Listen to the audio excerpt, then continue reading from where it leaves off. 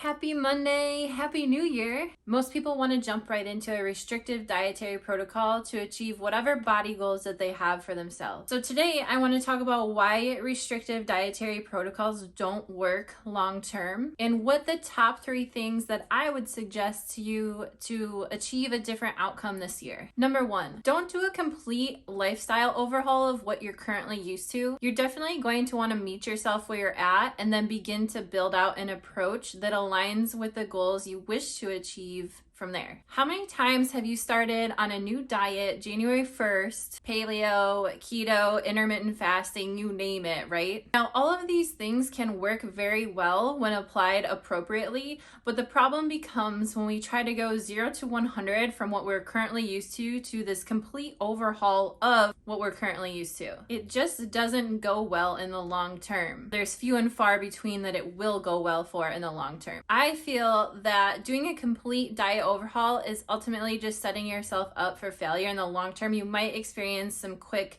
rapid success in the initial phases, but then you're likely to fall into those binging tendencies that just lead you right back where you started and probably with a few extra pounds.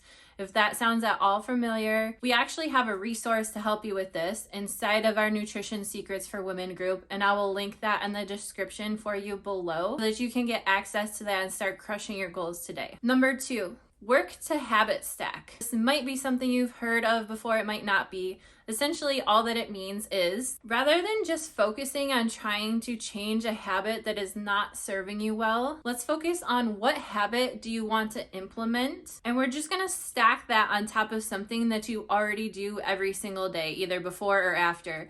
I like to put it before. So for example, maybe you have a 10K steps a day goal for yourself inside of the new year. So if you're somebody that eats breakfast every single day, maybe you get outside and go for a walk before you even sit down to have breakfast or before you even begin making your breakfast. You're stacking the getting outside for a walk on top of the breakfast that you already consume every single morning. You're much more likely to maintain that new habit when you add it to something that you're already currently used to doing. You don't have to do those exact things. Obviously, that's just an example. Number 3, begin tracking your foods if this isn't something that you do already. This is how I like to work with my clients in a way that allows us to meet them exactly where they're at rather than going back to number 1, not overhauling everything they're currently used to. Again, trying to overhaul everything tends to lead to failure in the long term. So we mitigate that potential response by simply getting an idea, getting some tangible data around what is your body currently used to consuming,